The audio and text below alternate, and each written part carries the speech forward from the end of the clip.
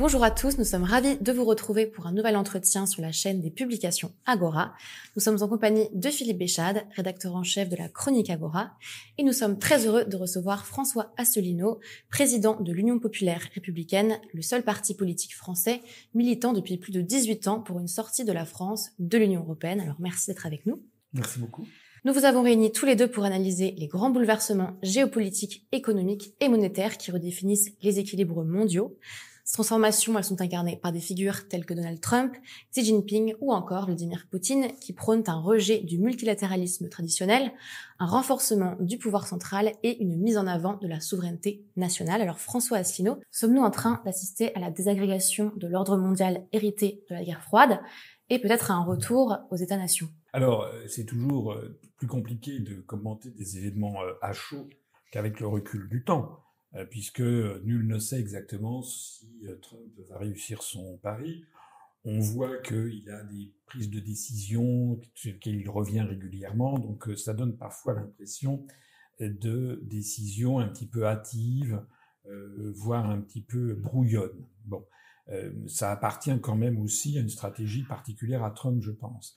Mais il me semble quand même qu'il est raisonnable de penser qu'on est en train vraiment de changer de modèle, parce que un peu partout on voit pousser des nouvelles puissances qui ont été favorisées justement par notamment les accords de Marrakech, enfin déjà les décisions de l'OCDE dans le courant des années 80, l'acte unique européen de 86, le traité de Maastricht de 92, qui ont poussé à la libre circulation des mouvements de capitaux, qui sont à l'origine de délocalisations industrielles massives des pays occidentaux, les pays de l'Europe de l'Ouest, mais aussi le Canada, les États-Unis, mais aussi le Japon, vers des pays à très bas coût de salaire. Et je me rappelle très bien, moi j'étais aux affaires à cette époque-là, et on nous expliquait, enfin j'étais aux affaires, j'étais au ministère des Finances, j'étais au cabinet notamment du ministre de l'Industrie et du Commerce extérieur, et on nous expliquait dans les médias, les grands patrons français, les européistes, nous expliquaient que, en gros, l'Occident allait se concentrer sur les productions à très forte valeur ajoutée. On était les caïds de la pensée, on allait faire de l'intermédiation, on allait faire des services financiers, des services informatiques, et puis on allait refiler le sale boulot à des peuples de couleur. Il y avait une espèce de racisme latent qui ne disait pas son nom derrière tout ça. Ces gens avaient oublié tout simplement que ce soit la Chine, le sous-continent indien, ou même l'Asie du Sud-Est, on a affaire à d'immenses civilisations. Les Chinois ont inventé l'imprimerie, ont inventé le feu d'artifice, ont inventé les caractères chinois, la porcelaine, la soie. L'Inde a inventé la numération décimale de position, le jeu d'échecs et compagnie. Et on a affaire, donc, ces pays ont vu arriver des investissements occidentaux et à partir de là sont montés en puissance progressivement. Et là, il y a un véritable basculement du monde qui s'est produit. En 1988, moi je suis allé avec ma femme en 88 en Chine, c'était vraiment un des pays les plus pauvres du monde. Quand on allait, je sais pas, en Mongolie intérieure, c'était vraiment incroyable. Maintenant, en parité de pouvoir d'achat, c'est la première économie mondiale. Et ce que fait la Chine en ce moment devrait faire froid dans le dos des Français, parce que tous les mois, on apprend des choses de plus en plus spectaculaires. En Chine, aujourd'hui, vous avez... d'abord, chaque année, il y a 2, 3, 4 millions d'ingénieurs nouveaux qui sortent du système scolaire chinois, parce que les tranches d'âge, c'est 30 millions de personnes, et donc il y a un très fort accent qui est mis sur l'éducation. Donc, ils produisent des ingénieurs dans tous les domaines, alors que nous, c'est très faible. Deuxièmement, ils ont des inventions tout à fait extraordinaires. Maintenant, vous avez vu des drones taxis, le pont avec la portée la plus longue du monde et la plus haute du monde. Ils sont en train d'avancer très vite sur la fusion nucléaire, etc. Et face à ça, la réaction de Trump, qui est une réaction qui témoigne de la réaction du peuple américain, c'est il ne veut pas mourir et il veut arrêter ce système de délocalisation qui, en définitive, si on veut tout résumer, on a l'impression que ce sont les élites des pays occidentaux qui ont joué la maximisation de leurs profits personnels à court terme contre le bien-être de leur peuple, des peuples dont ils sont issus. Voilà, on voit apparaître cette espèce de classe transnationale de multimilliardaires pour la France, des Bernard Arnault, des François Pinault, des gens comme ça, et qui appartiennent à une espèce, ça a été théorisé sur le thème de classe internationale, transnationale, qui eux favorisent justement le maintien dans ce système du mondialisme que représentaient aux États-Unis les forces de Obama, ce qu'on appelle l'État profond américain, face à cette revendication qui vient du peuple américain. Alors, est-ce qu'on va basculer ? Moi, je pense que oui. Je pense que oui, parce que ça entre en résonance avec un des phénomènes profonds que l'on constate en Europe. On voit bien que l'Union européenne, chaque mois qui passe, devient de plus en plus impopulaire. Les résultats sont catastrophiques dans tous les domaines.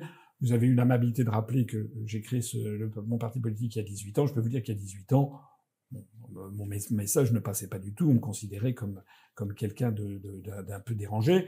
Maintenant, l'idée de sortir de l'Union européenne, de sortir de l'euro, vous ne l'avez pas cité, et de sortir de l'OTAN, c'est devenu presque une idée à la mode en ce moment. Enfin, j'exagère un peu. C'est interdit dans les grands médias mainstream. Donc, je suis reçu dans des médias du web, mais on fait des scores tout à fait impressionnants. Et on voit bien que ce questionnement qui existe en France existe également dans tous les pays de l'Union européenne. Donc il n'est pas exclu du tout, j'arrêterai là mon propos pour pas monopoliser, mais à mon avis, il n'est pas exclu que l'on vive dans les mois, les années qui viennent, une espèce de réplique, comme on parle en termes sismiques, des années 89, 91, 92, qui avait marqué ce tremblement de terre qui a été l'effondrement du camp socialiste, de la domination soviétique sur l'Europe de l'Est, qui avait émané de la fin de la Seconde Guerre mondiale, et que donc, une trentaine d'années après, on ait cette réplique qui est l'effondrement de la construction européenne, qui était un glacis géopolitique pro-américain, et d'un retour fondamentalement aux nations. Le développement des BRICS va d'ailleurs dans ce sens. Les BRICS, c'est quoi ? C'est en fait des pays qui se sont alliés pour essayer de reconstituer l'esprit originel de l'organisation des Nations Unies. Faut pas oublier que la Charte de San Francisco, c'est l'organisation des Nations Unies, alors qu'en 94, les Américains ont poussé pour l'Organisation mondiale du commerce. Ça, c'est très important. Les mondialistes aujourd'hui n'appelleraient pas l'ONU, ils l'appelleraient l'organisation d'un gouvernement mondial. La substitution du mot international, nation, quand on a substitué, les mondialistes ont substitué le mot mondial, il y avait une organisation internationale du commerce qui avait été prévue en 47 avec la Charte de La Havane. Les mondialistes ont transformé ça en organisation mondiale du commerce. Je pense que c'est ça maintenant qui va être sur le devant de la table et peut-être l'explosion de l'Union européenne à court terme. Alors effectivement, on assiste à des mutations assez importantes. Donc l'Asie est de plus en plus autonome, les États-Unis se recentrent sur eux-mêmes et finalement l'Europe est un petit peu laissée de côté. Y a-t-il comme un espoir pour les pays européens de s'en sortir, ou est-ce qu'on est condamné à être finalement soit des vassaux des États-Unis, soit dépendants complètement de la Chine ? Alors, beaucoup de questions. Sur notre trajectoire, je dirais que c'est la trajectoire du désastre. C'est un désastre économique. On a pratiquement divisé notre potentiel de croissance par 2 par rapport aux autres zones économiques. Et encore, je prendrais celle où la croissance est la plus modérée. Donc, on a divisé par 2 notre potentiel par rapport aux États-Unis depuis qu'on a adopté l'euro.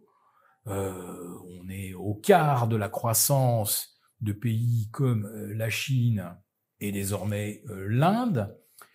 Et on est coupé de la Russie depuis maintenant 3 ans, qui fournissait une partie de l'énergie pas chère qui rendait l'économie allemande compétitive. Nous, la France, on avait l'avantage du nucléaire saboté, mais délibérément, c'est complètement assumé, et avec un large sourire par des écologistes comme Dominique Voynet.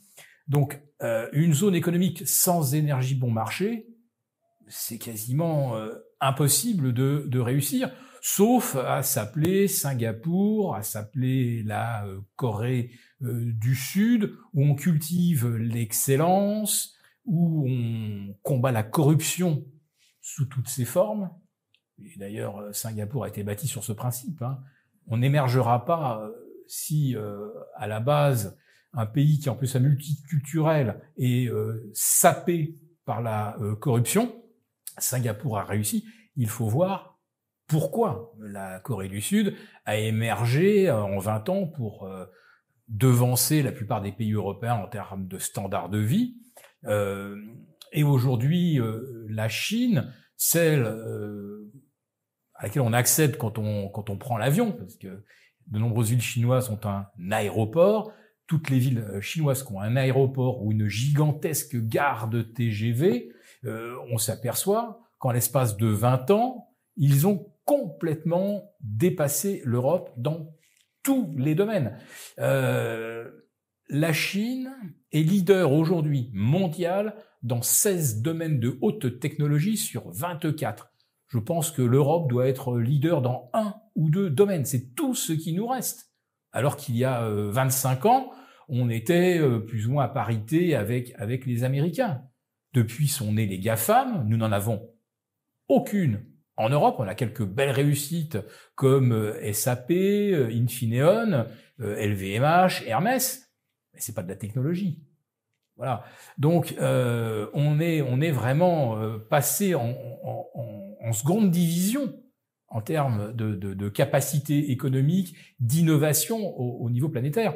Et on disait de la Chine, ouais, mais il leur manque toujours les semi-conducteurs, ils savent pas faire ce que c'est faire TSMC. Eh ben, depuis 2 mois, on sait que les Chinois sont capables de graver des puces à 5, voire peut-être bientôt 3 microns, avec, non pas, ils n'ont pas copié ASML, qui était notre fleuron européen, quand je disais qu'on avait encore une excellence technologique, voire une avance technologique, c'était ASML. Et aujourd'hui, les Chinois ont trouvé, donc ils savent inventer, un moyen de graver par ultrason plus fin que les machines d'ASML. C'est leur propre brevet. Donc là, si les Chinois aujourd'hui ont des puces ultra performantes, et on les trouve dans les derniers modèles de téléphones Huawei, ils vont écraser Apple, ils vont écraser toute la concurrence. Et au niveau spatial, toujours la même chose, avec des super puces, ils vont être capables de rivaliser avec les fusées d'Elon Musk. L'Europe n'a pas tiré une fusée, ou on a tiré une en 1 an. Les États-Unis, enfin Elon Musk, 185, si ma mémoire est bonne, en 2024. Ils en tireront 256 en 2025. Combien va en tirer l'Europe? 3 ou 4? Et la fusée là développée par les Allemands, elle a fini désintégrée dans un fjord norvégien. Enfin, voilà où nous en sommes. Donc, on n'a pas de logique économique en Europe. On est diplomatiquement, alors on est complètement à côté de la plaque, et effectivement on fait tout pour que la guerre se poursuive entre l'Ukraine et la Russie. Et puis on découvre également que si encore on avait des citoyens bien informés et des éditorialistes brillants, comme on en avait encore dans les années 2000, on s'aperçoit que notre presse a été subventionné à la fois par l'USAID, c'est-à-dire le bras armé de propagande de la CIA. Et donc là maintenant on découvre avec les enquêtes du DOGE que c'est des centaines de millions qui ont été dirigés vers des médias européens, notamment Le Monde par exemple, hein, pour voilà, et l'AFP pour appuyer le narratif de l'État profond américain. Et on découvre que l'Europe a discrètement versé 238 millions d'euros à divers organes de presse européens avant les élections européennes, là aussi, pour faire de l'influence, de la propagande, tout en disant qu'évidemment, les élections sont quasiment truquées par les Russes. Hein, les Russes, c'est eux évidemment qui font les unes de tous les grands magazines français, de tous les grands journaux français. C'est bien connu. Voilà. Donc, on n'a plus d'autonomie de pensée, puisque là, on a des médias qui reproduisent le narratif américain. On n'a pas d'autonomie économique. Nous n'avons pas de GAFAM. Nous n'avons pas de ressources énergétiques carbonées. Et nous n'avons plus non plus d'autonomie, ou même, est-ce qu'on a seulement une existence diplomatique, à part d'être ceux qui n'ont pas fait respecter les accords de Minsk et qui veulent aujourd'hui torpiller toutes les tentatives de Trump pour que les combats cessent en Ukraine. Donc, faut se mettre à la place des Africains, des Asiatiques, des Sud-Américains qui regardent la France, qui regardent l'Europe. Enfin, c'est surtout la France qui est en pointe de l'opposition frontale avec la Russie et qui se disent mais ces gens-là sont sortis de l'histoire et en plus de ça, ils nous racontent des cracks. C'est eux qui sont en grande partie responsables du dernier conflit émergé sur le sol européen. Non seulement ils en sont grandement responsables, avec bien sûr l'OTAN qui continue d'avancer vers l'Est, et ces gens-là, en plus de ça, sont devenus dans l'empire du mensonge. Moi j'ai été élevé dans un monde où l'URSS et la Chine de Mao, c'était l'exemple de l'horreur, du mensonge, de l'influence négative partout dans le monde. Aujourd'hui, l'empire du mensonge, c'est l'Occident. Bien sûr, le plus gros mensonge, ça a été les armes de destruction massive de Saddam Hussein. Mais depuis, on déroule. Après tout ce qui s'est passé, on continue de mentir et de mentir. Mais les autres pays du monde, eux, ils ne souscrivent pas du tout à notre narratif. Eux, ils ont des vrais journaux. Ils ont une vraie presse, notamment l'Inde. Donc, on est désinformé. On n'a plus d'autonomie technologique et au niveau diplomatique, on est complètement largué. Qu'est-ce qu'on peut espérer d'une zone économique qui aujourd'hui va voir déferler les produits chinois, parce que les Chinois qui, évidemment, beaucoup moins vendre aux États-Unis, vont essayer d'en écouler une bonne partie chez nous. Donc ils vont brader les Chinois. Forcément. Donc on va être submergé de produits chinois à bas coût. Donc on va importer de la déflation. Et au niveau technologique, on dépend toujours des GAFAM et on dépend bien sûr des visas Mastercard, American Express, etc. Donc je vois pas l'Europe. L'Europe, on est en train de devenir un magnifique musée, quoi. On sera visité par les Américains, les Chinois, la planète entière. À condition que les conditions de sécurité soient assurées, ce qui n'est pas sûr. Je suis même tout à fait d'accord avec tout ce que vient de dire Philippe Béchard, parce que il faut porter le niveau de réflexion au niveau supérieur. En fait, tout se passe comme si il y avait une espèce de génie malin dans l'histoire de l'humanité, qui avait, c'est le génie de l'idéologie mensongère qui était tombée sur la Russie et qui s'en était extirpée en 91. Et vous savez que c'est le lendemain même que l'Union soviétique se désintègre officiellement en décembre 91, et le lendemain que tout le monde tombe d'accord pour signer le traité de Maastricht, qui sera signé officiellement au mois de mars 92 et ratifié. Donc c'est un petit peu comme si cette espèce de cancer de la pensée avait basculé de l'Est à l'Ouest. Et on est en train de devenir le continent de l'idéologie, du mensonge. Enfin, Macron ment 24 heures sur 24. On est complètement coupé du sens des réalités. Enfin, quand on voit que Zelensky, par exemple, vient de dire qu'il refusait de céder la Crimée, mais enfin, c'est un monde parallèle. L'Ukraine est complètement écrabouillée par, il y a je sais plus combien de pourcents de la population qui s'est enfuie. Il y a 20% du territoire qui est occupé par la Russie. La Russie a gagné la guerre. L'Ukraine ne tient debout que parce qu'il y a l'Occident qui donne des armes, et surtout les Américains. Zelensky prétend récupérer tous les territoires conquis par la Russie, dont l'Ukraine, dont tout le monde sait depuis le début que jamais la Russie ne va céder l'Ukraine. Elle n'a aucune raison de le faire d'ailleurs, même historiquement, puisque la Crimée n'a jamais été peuplée par des polono-lituaniens qui constituent le nord-ouest de l'Ukraine. L'histoire de l'Ukraine, toujours la même. Il faut toujours revenir à l'histoire. C'est un pays composite dont le nord-ouest est peuplé de polono-lituaniens qui détestent les Russes et qui sont en communion avec Rome du point de vue religieux, avec les uniates, et qui ont une langue plutôt polonaise.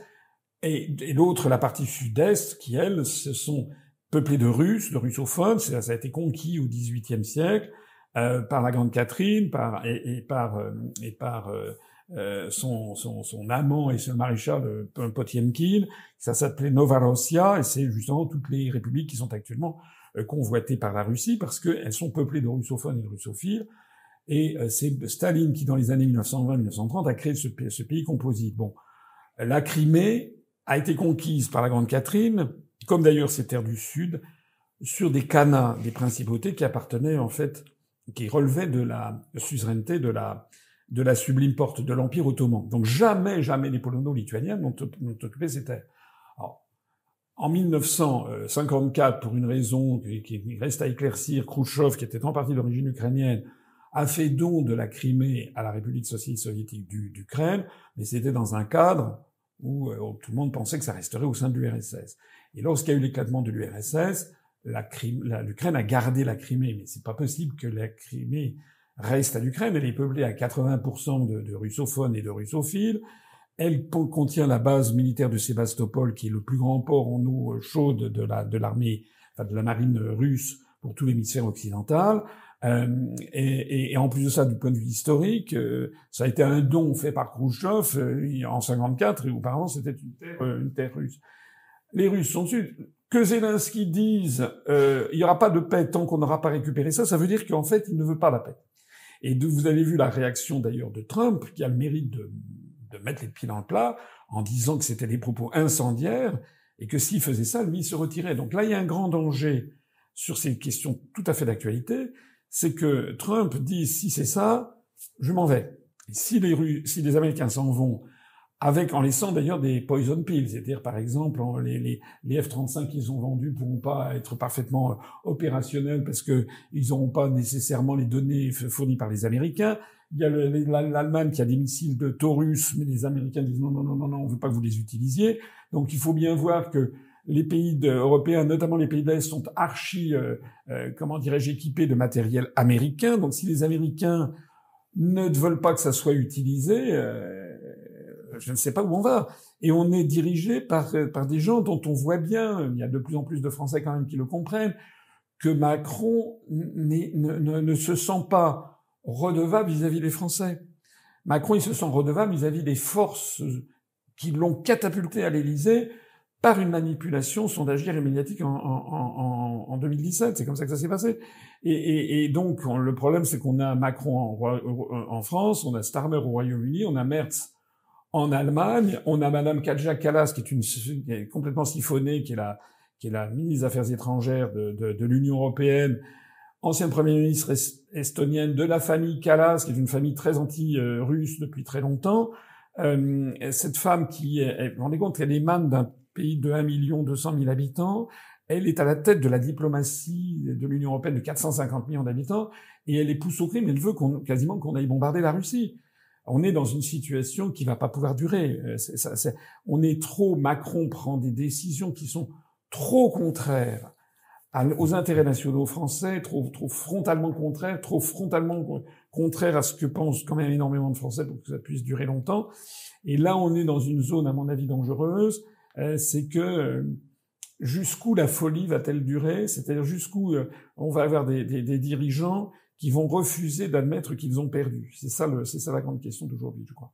Mais alors pourquoi est-ce qu'on poursuit cette guerre qui finalement est vouée à l'échec? Est-ce qu'il n'y a pas un autre objectif derrière qui serait en réalité de relancer un peu la machine économique de la part de nos gouvernements? Je pense quelque chose qui me paraît aujourd'hui assez limpide.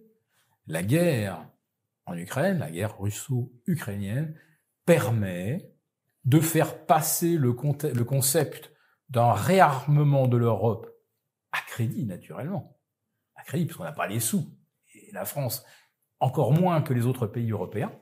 Donc, grand emprunt européen, supervisé par les génies de Bruxelles. L'Allemagne, elle aussi, là c'est aussi un virage, c'est même un mouvement tectonique majeur. 91, réunification de l'Allemagne, orthodoxie budgétaire, le frein absolue à l'endettement, hein, c'est gravé dans le marbre. On ne peut pas emprunter plus que ce que on espère récupérer des investissements que l'on fait. Et là, avec Merz, d'un seul coup, l'Allemagne va se lancer dans un plan de relance à 500 milliards, dont une bonne partie va également servir probablement à reconfigurer une partie de l'industrie automobile allemande pour fabriquer des armes. Hein. Ça, c'est un modèle que les Allemands connaissent très très bien. Ils avaient fait ça de 1910 à 1914. Ils ont fait ça de 33 jusqu'en 39. Donc ça, ils savent très très bien transformer leur industrie en industrie de guerre. Et dans une zone où il n'y a pas de croissance, l'Allemagne vient d'abaisser à nouveau ses prévisions à 0 pour 2025. On a déjà eu 2022, 2023, 2024, 2025 sans croissance. Bon, il faut faire quelque chose. Et là, on va créer de l'activité. Je dis pas créer de la richesse. Parce que créer des armes, ça ne crée pas de richesse. Créer de la richesse, oui, c'est faire Netflix, c'est faire des Google Ads, tout ça, ça crée vraiment de la richesse. Créer des armes, c'est quelque chose qu'on est censé ne pas utiliser. Hein. Si vis pacem parabellum, on essaie de faire peur à l'adversaire de façon à ce qu'il n'y ait jamais de conflit. Bon, donc on ne crée pas de richesse en fabriquant des armes. On crée éventuellement un peu de sécurité, mais pas de la richesse. Donc là, la guerre est nécessaire pour que les Européens acceptent qu'on continue d'imprimer de l'argent avec un très bon prétexte. Si on le fait pas, les Russes défileront sous la porte de Brandebourg dans 3 ans et sous l'Arc de Triomphe dans 3 ans et 3 semaines. Donc voilà, il faut que les Français restent sous pression, qui est toujours la peur, qui est la menace, et qu'on ait un bon prétexte pour imprimer de l'argent. Donc si j'ose dire, en 2020 ou 2021, c'était vite ma dose, et là maintenant c'est vite ma guerre. Mais tout ça derrière, c'est à mon avis pour essayer d'injecter une activité complètement artificielle dans un organisme européen qui est en état de mort physique et cérébrale.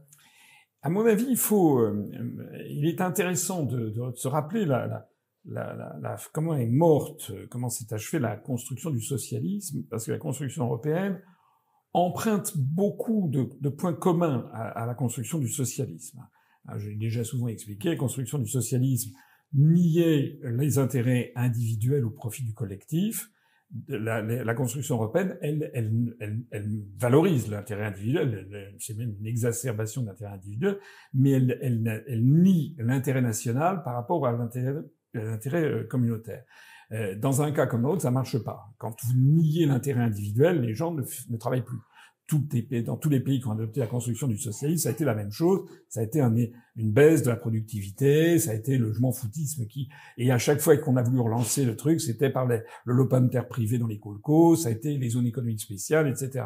C'est pareil pour la construction européenne. Quand vous niez les intérêts nationaux, les gens perdent l'élan vital. Voilà. Et quand on veut le retrouver, comme par hasard, les trêves de Dieu où on a le droit de brandir le drapeau bleu, blanc, rouge en France, ce sont les Jeux Olympiques ou c'est la Coupe du Monde de foot. Et là, d'un seul coup, on retrouve le peuple français qui est capable de faire des merveilles. Si on suit cette comparaison, alors comparaison n'est pas raison, mais ça peut donner quand même des réflexions. On a vu les années 50, 60, 70 du XXe siècle montrer que progressivement, la construction du socialisme aboutissait à des impasses majeures dans tous les domaines. Et qu'est-ce qu'ont fait les dirigeants puisque c'était le pays de l'idéologie en définitive? D'abord, une idéologie de plus en plus mensongère, truquant les statistiques. C'est ce qui avait permis à Emmanuel Todd en 76 d'écrire son livre sur la chute finale quand il avait constaté que une remontée de la mortalité infantile jusqu'à ce que les statistiques soient bloquées. Notez bien qu'en France, la mortalité infantile remonte depuis plusieurs années, d'ailleurs, ce qui était du jamais vu. On est quasiment tombé au plus bas niveau de l'Europe, ce qui montre une très forte dégradation des conditions sanitaires en France. Et face à ça qu'ont fait les dirigeants soviétiques, ils ont essayé de prouver la justesse de l'idéologie, parce que c'est ça le truc, hein, c'est de l'idéologie, de 2 façons. La première, c'était avec l'élargissement des adeptes. Hein. Il y a eu l'effondrement de l'ex-ancienne Indochine française. Il y a eu auparavant, il y a eu l'Angola, le Mozambique, qui sont entrés dans la construction du socialisme. Après le Vietnam, etc. Et on expliquait aux foules en URSS, vous voyez que c'est juste puisqu'ils viennent chez nous. Bon, on a exactement la même chose avec la construction européenne. C'est l'élargissement. On ne sait pas quel sera le périmètre final. Il est quand même très fortement question. Vous avez des personnes, Monsieur Gabriel Attal, dont on nous dit qu'il pourrait être le prochain président de la République, alors qu'il n'a même pas le calibre pour être chef de bureau au ministère des Affaires sociales. Hein. C'est quelqu'un de tout petit niveau, Monsieur Gabriel Attal. Bardella, j'en parle même pas. Et ce sont des gens que l'on présente comme des futurs chefs d'État en France. Monsieur Attal s'est fait le porte-parole de l'entrée immédiate de l'Ukraine dans l'Union européenne. Mais c'est dingue. C'est la destruction de l'agriculture française, de ce qu'il en reste. On introduirait un État qui nous coûterait des dizaines et dizaines de milliards d'euros et qui en plus nous entrerait en choc frontal avec la Russie. Ça, c'est exactement la fin de la construction du socialisme. C'était cet élargissement général. Et puis la deuxième chose, c'était la fuite en avant vers la guerre, l'invasion de l'Afghanistan, par exemple. Donc la construction, c'était devenu, c'était, je crois, Cornelius Castoriadis qui avait appelé l'URSS une stratocratie. Ne vivait plus que pour la guerre, en fait, qui était devenu un petit peu le modus, la raison d'être, finalement, de la construction du socialisme. C'est exactement ce qui est en train d'arriver. Alors, si on poursuit le raisonnement, qu'est-ce qui s'est passé au moment de l'effondrement de l'URSS? Il s'est passé que, lorsque l'URSS est désintégrée, on s'est retrouvé avec des pays où il y avait des armes nucléaires qui avaient été installées par l'URSS, en Ukraine, au Kazakhstan notamment. Et pendant les années 91, 92, 93, ça a été un moment extrêmement difficile dans la diplomatie mondiale. Les populations ont été un petit peu mises à l'écart, mais c'était très très angoissant. C'était la dissémination. Et il y a eu un accord, l'Ukraine a accepté de restituer à l'URSS, enfin à la Fédération de Russie, qui a récupéré le siège permanent au Conseil de sécurité, de restituer ses armes nucléaires, de même que le Kazakhstan a restitué ses armes nucléaires. Qu'est-ce qu'on constate pour nous? Et ça, c'est quelque chose, honnêtement, je suis scandalisé que ça ne fasse pas l'objet d'un débat public.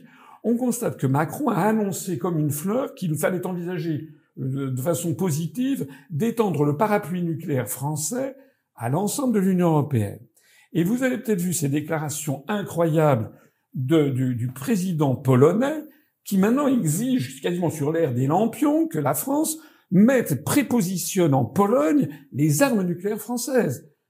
Alors, ça veut dire que les Polonais, c'est quand même, moi j'aime bien les Polonais, mais enfin, on sait que c'est quand même, c'est le pays de Chopin, c'est le pays du romantisme, c'est un pays qui a été à plusieurs reprises partagé entre la Russie et l'Allemagne, c'est un pays un petit peu fantasque, si je peux dire, dont les dirigeants ont montré, on ne va pas remettre la vie des Français dans les mains soit de Polonais, soit même, pourquoi pas, d'Estoniens comme Madame Kaja Kallas, qui pourrait à tout moment, en fait, nous entraîner dans un conflit nucléaire avec la Russie, qui est quand même la première puissance nucléaire mondiale, devant les États-Unis, et qui, sur toute une série de spécialités comme les missiles antimissiles, les SS-300, les SS-400, et sans parler même des missiles hypersoniques, a beaucoup d'années d'avance sur les États-Unis et sur la France.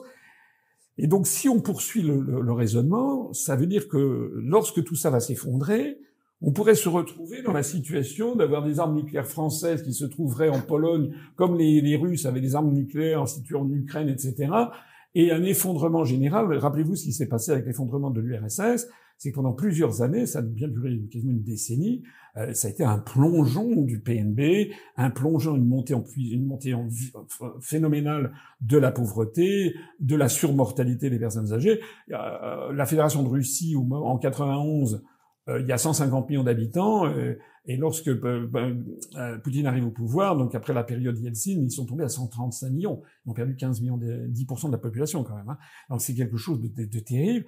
Moi, ce que je crains beaucoup, c'est que ça soit ça qui se produise, et on a affaire à la même incapacité, de la même façon qu'il y avait l'incapacité de Andropov, Tchernenko, etc., d'envisager comment sortir de ce truc-là en douceur.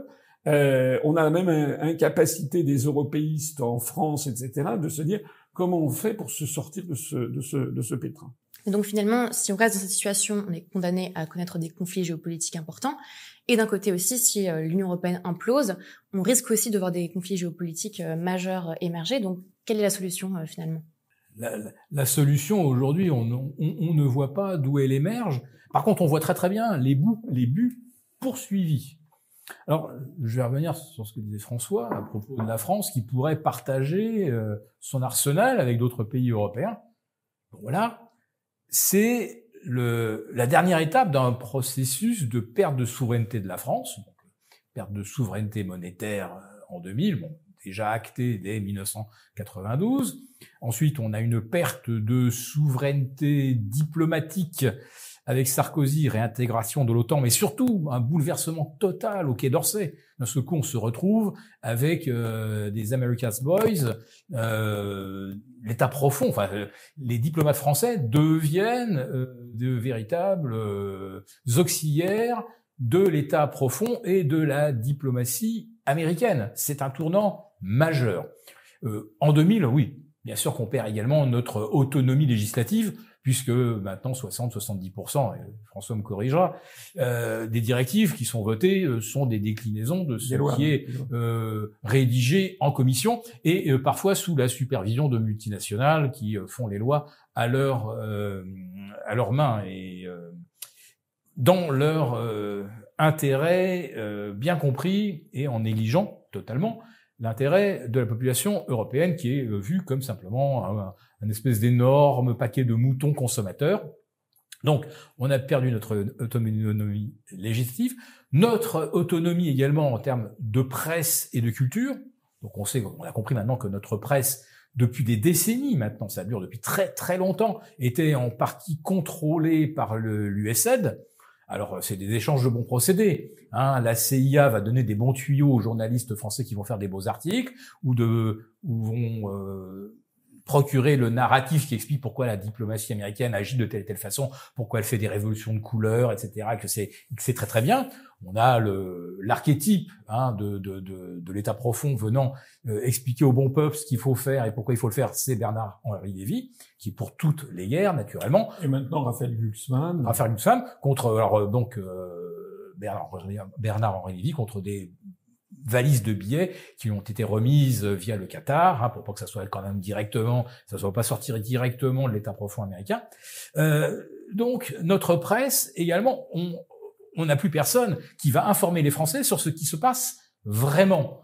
Donc qu'est-ce que des Français peuvent imaginer si déjà à la base toutes les données qu'ils pensent être justes, parce qu'elles sont répétées partout, de la presse de gauche, Libération, jusqu'à la presse la plus à droite, vous retrouvez des gens qui disent exactement la même chose, qui sont tous sous influence américaine et qui sont payés pour vous dire attention à l'influence russe. C'est pour ça qu'on va invalider ou faire invalider un candidat en Ukraine et qu'on arrive à faire déverser 3000 bulletins pour l'adhésion de la Moldavie à l'euro. Toutes les manipulations, trafics, magouilles en tout genre, ça c'est merveilleux quand ça vient de l'Europe, du camp du bien, mais on le fait justement pour contrer l'influence russe, ce qui est extraordinaire. Mais on est là exactement dans ce que on décrivait, c'est-à-dire que depuis 91, tout a basculé. Nous sommes dans l'inversion accusatoire qui était l'arme suprême et systématique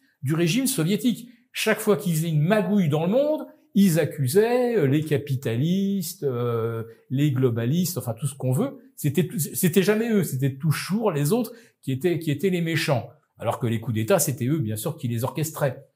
Donc tout s'est retourné. Et d'ailleurs, on peut poursuivre la métaphore, la comparaison, se développer face à ça en URSS, les samizdat, c'est-à-dire des trucs sous le manteau, où les gens qui voulaient quand même se tenaient informés avec une contre-culture. Et c'est ça qui est nouveau dans l'Occident, l'Europe occidentale et aux États-Unis, mais enfin surtout dans l'Europe occidentale et en particulier en France. Moi, ça n'a plus rien à voir avec la France que j'ai connue quand j'étais jeune. Quand on avait une presse libre, il y avait quand même Giscard, quand il a été président de la République, il a été en permanence confronté à une presse et à des journalistes, à des enseignants, un corps enseignant qui proposait quasiment la révolution tous les jours, qui fustigeait toute la politique gouvernementale. Il y avait l'élection de Mitterrand contre Giscard, ça a été vraiment deux visions du monde. Mitterrand, il a vraiment procédé, à tort ou à raison, c'est une autre histoire, mais il a procédé à des changements fondamentaux, la nationalisation de toutes les banques, d'un certain nombre de grandes entreprises. Il y avait le peuple français avait une vision stéréoscopique il avait sur les événements internationaux, il y avait une vision de droite, une vision de gauche. Sur le coup d'État au Chili, par exemple, en 73, moi je me rappelle très bien que dans la presse mainstream, on ne disait pas ça à l'époque, notamment dans toute la presse de gauche, tout le monde criait haro à juste titre sur ITT, qui était le bras armé de la CIA. Donc on disait que c'était un coup d'État qui avait été organisé par les Américains. Ça, c'est ce que disait la gauche. Mais aujourd'hui, il y a un coup d'État, quelqu'un dit c'est la CIA, c'est aussitôt complotiste, conspirationniste, de l'extrême droite à l'extrême gauche. Donc on a eu cette espèce de verrouillage médiatique dont Philippe parle tout à fait bien, dont je suis tout à fait d'accord avec ce qu'il dit. Et on a notre samizdat à nous, c'est Internet. Et l'apparition, comme il y avait à la fin de l'URSS, de deux sociétés. C'est-à-dire qu'en France, il y a vraiment deux sociétés qui sont en train de s'écarter, qui sont invisibles l'une par rapport à l'autre, mais qu'on voit dans des repas de famille, par exemple. Vous avez d'un côté les gens qui n'exercent aucun regard critique, aucun discernement par rapport aux informations dont ils sont abreuvés par les mainstream, par TF1, par LCI, par BFM, etc., et qui vous régurgitent des choses. Moi, je connais une personne âgée qui est une femme tout à fait respectable, mais qui a 93 ans, qui aime bien ce que je dis, paraît-il, mais enfin, qui dit « Ah oui, mais Macron, il représente bien la France à l'étranger. » Parce qu'il y a des Français qui croient que Macron est apprécié dans le monde entier, alors que dans le monde entier, il est considéré comme un branquignol, comme un clown. Et ça, on l'a vu sur la crise de la Covid, on le voit sur l'affaire ukrainienne, on le voit sur l'affaire de Nord Stream, etc. Il y a toute une partie de la population française, majoritaire, je pense, malheureusement, qui avale les mensonges, comme il y avait jadis des mensonges de la Pravda ou des Izvestia ou de la Komsomolskaya Pravda qu'il y avait en Russie, ben là, c'est les mensonges de LCI. Mais de la même façon qu'il y avait des soviétiques qui s'abreuvaient à d'autres sources d'information, notamment les samizdats, il y a une contre-culture qui s'est développée et qui ne cesse que de gagner en nombre. Vous savez que le journal télévisé de 20 heures de France 2, donc la grande chaîne de télévision publique, la plus grande chaîne, puisque TF1 a été privatisé, est passé en 4 ans, en moyenne annuelle, de 5 500 000 auditeurs, le journal de 20 heures, à 4 millions. Ils ont perdu 1 500 000 téléspectateurs en moyenne en 4 ans. C'est-à-dire à peu près, j'ai fait le ratio, ça fait à peu près tous les jours, il y a 1000 téléspectateurs qui quittent France 2. Pour aller où? Pour aller justement sur les médias interdits d'Internet. Donc on est en train de voir, à mon avis, une révolution lente, mais très puissante, parce que l'être humain est ainsi fait qu'il préfère quand même la vérité au mensonge. Certains théologiens, ils voient d'ailleurs la preuve de l'existence de Dieu, c'est que le mensonge prend l'ascenseur, la vérité prend l'escalier, mais au bout du compte, les gens préfèrent quand même la vérité. Voilà, seule la vérité libère, disait le Christ. Et donc les gens vont quand même vers la vérité, et on le voit, comme je dis, dans les repas de famille, je suis sûr que c'est arrivé autour de vous, avec des collègues de travail, vous avez des gens qui sont là, qui ont avalé tout le narratif, par exemple, sur le Covid, qui ont fustigé, qui était par exemple lorsque par exemple Patrick Cohen, qui n'a jamais fait un jour d'études de médecine, se permettait de se moquer du prix Nobel de médecine Montagnier en le traitant plus bactère, parce que Montagnier disait que c'était un truc qui avait été créé en laboratoire. Vous vous rappelez? Maintenant, avec 5-6 ans de recul, on se rend compte que le professeur Montagnier, paix à son âme, prix Nobel de médecine, c'était le seul qu'on avait, il avait raison. Donc, il y a quand même des millions de Français qui, du fait du magistère, du lavage de cerveau des grands médias, entre Patrick Cohen et un prix Nobel de médecine, donnaient raison en matière médicale à Patrick Cohen. C'est exactement ce qui se passe. C'est comme exactement en ce moment, vous avez des Français qui croient davantage ce que leur dit Macron sur la situation en Ukraine que des gens qui sont sur le terrain, que des historiens, etc., qui disent mais non, ce qu'on vous dit c'est le contraire qui est vrai. Alors, rappelez-vous comment s'est terminée la Russie et la construction du socialisme. Ça nous donne, à mon avis, une clé sur la suite des événements. Il n'y a pas eu de révolte populaire.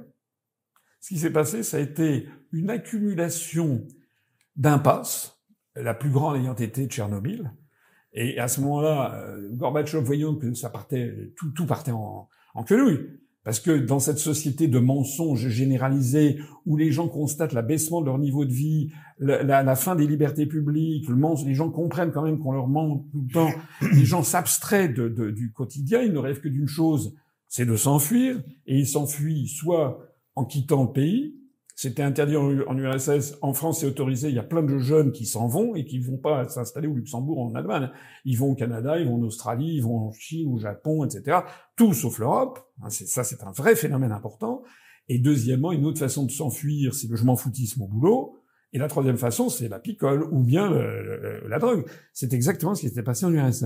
Et donc c'est une espèce d'avachissement général d'un corps social, ce que l'on constate en France, avec une montée de la violence, une montée du cynisme, une montée du désespoir.